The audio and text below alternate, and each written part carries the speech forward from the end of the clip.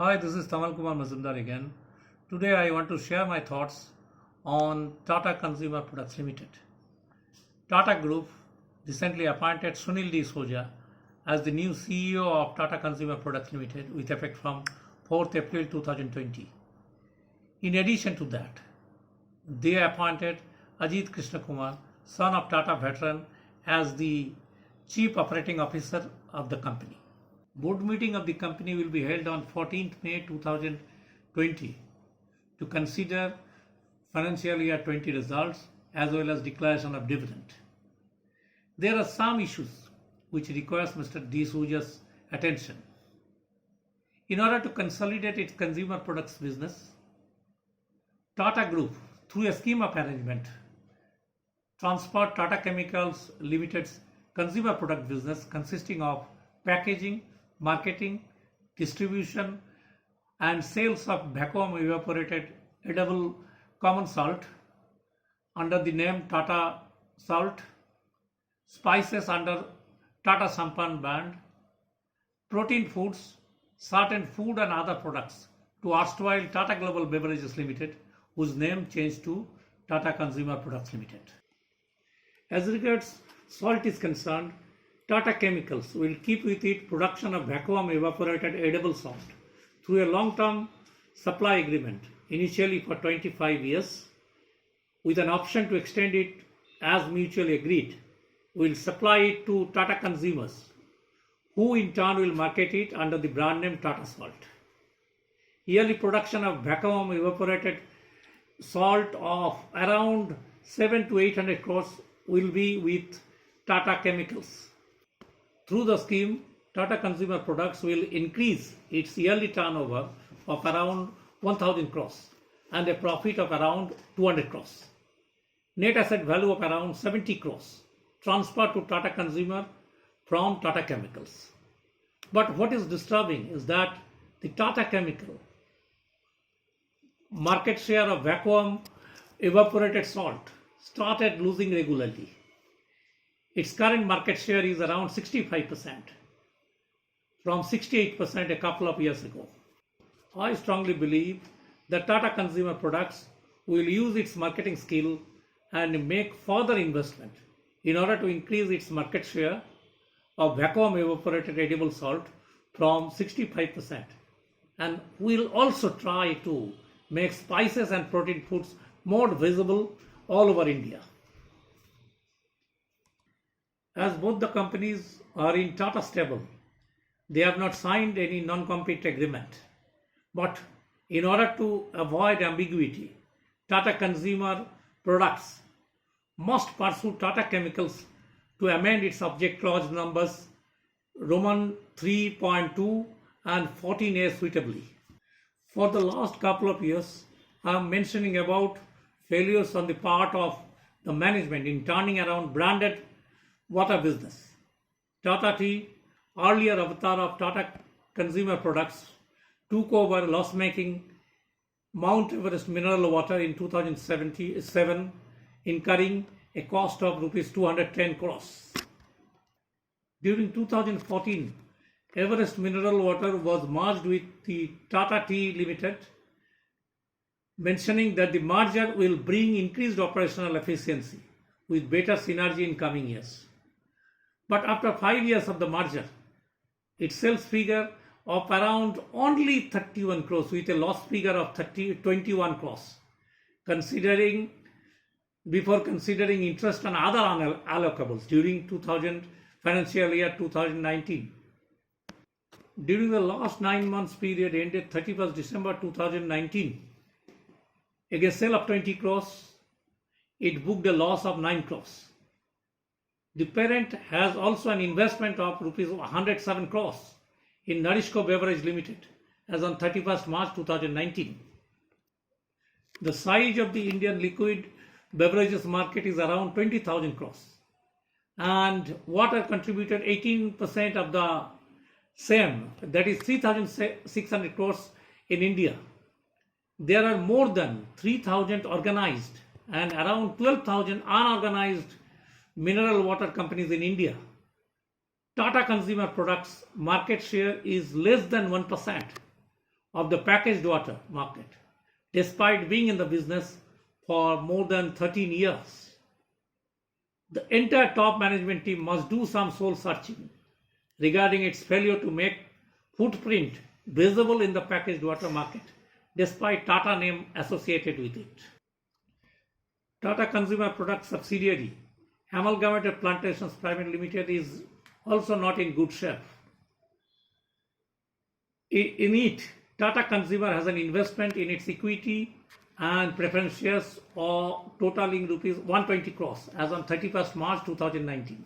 Against a turnover of rupees 672 crores, the said subsidiary booked a loss of 69 crores during financial year 19 and a production of 40 million kgs of tea against rupees 28 crores loss for the financial year 18, despite Assam government kept in abeyance the levy and payment of tax on green leaves as per Assam Taxation Act 1950 for a period of 3 years, with effect from 1/1/2019 to 31st December 2021, and Government of West Bengal's decision for exemption of tea companies from agricultural income tax for 2 fiscals, that is financial year 19 and financial year 20. It will remain a challenge for the new incumbent to turn it around. During Mr. Ratan Tata's tenure as the chairman, Tata Group created world's largest employee-owned tea company with effect from 1/4/2005 under the name Kanandevan Hill Plantations Private Limited by transferring mainly South Indian Plantations unit of the then Tata Tea Limited. One unique thing in this regard is that Southern Indian operations of the then Tata Tea was a loss-making unit, but the new avatar booked profit in the first year. At the time of incorporation of the company, employees hold 69% of equity, Tata Tea's share was 18%, and a trust hold 7%, and ex-employees of Tata Tea hold 6%.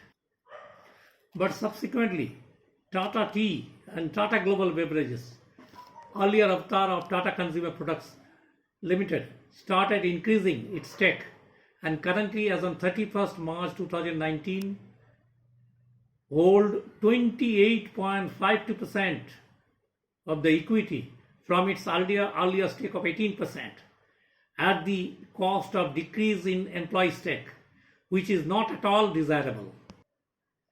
What is also disturbing is that the management of the said company, currently under the chairmanship of old Tata hand, Parsi Siganpuria, transferred a massive 40,130 shares, an unclaimed dividend of thousands of employees, totaling some lakhs, to the Investor Education and Protection Fund, which is also not desirable in an employee cooperative created by the Tata Group. Hope the new CEO will create a mechanism in order to safeguard the interest of its employees. Tata Group invested 236 crores as on 31st March 2019 in 50/50 joint venture Tata Starbucks Private Limited through Tata Consumer Product Limited. The unit was doing well and also expanding its business by increasing number of outlets. But the scenario changed drastically after coronavirus issue took center stage. The company already announced to launch drive-through outlets and home delivery as it works on a new business model to mitigate the impact of coronavirus. Considering the current social distancing norm, its units at prime places also require new thinking in order to remain relevant as well as profitable. After the scheme of arrangement came into force, Tata Consumer Products paid up capital increased to 92.16 crores equity shares of rupees 1 each.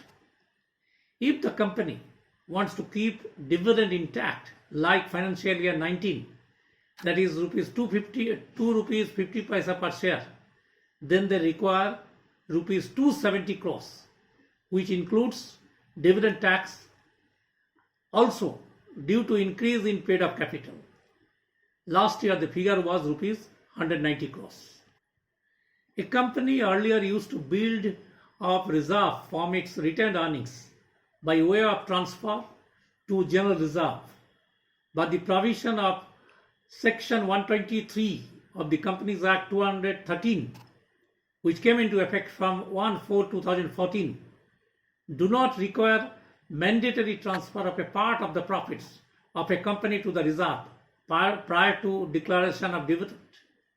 Instead, the provision to Section 123(1) of the Companies Act 2013 leaves it to the discretion of the company to transfer such percentage of its profits of that financial year as it considers appropriate to the reserve of the company before declaration of any dividend in that financial year. After the Act came into effect from 1/4/2014, Hindustan Unilever stopped transferring any amount to general reserve from the profit of that year. It had a hoping general reserve balance of rupees 2,187.33 crores as on 1/4/2015. In view of the aforesaid change in law and in order to give greater flexibility for the utilization of such funds, Hindustan Unilever, through a scheme of arrangement, transferred the entire general reserve balance to profit and loss account after its approval by the NCLT on 30th August 2018. Tata Consumer Products Limited has a hoping general reserve balance of rupees 1,143.31 crores in addition to retained earning balance of 2,784.49 crores as on 31st March 2019. They may also consider the example of Hindustan Unilever in order to transfer the general reserve balance to profit and loss account. We will come back to you again after publication of the company's financial results of financial year 2020. Please share your views, suggestions, comments in this respect in our YouTube channel Corpo Voice India or mail us at corpovoice@gmail.com. At corpovoice@gmail.com. I am repeating, corpovoice@gmail.com. Our endeavor will be to reply all mails. Thank you all.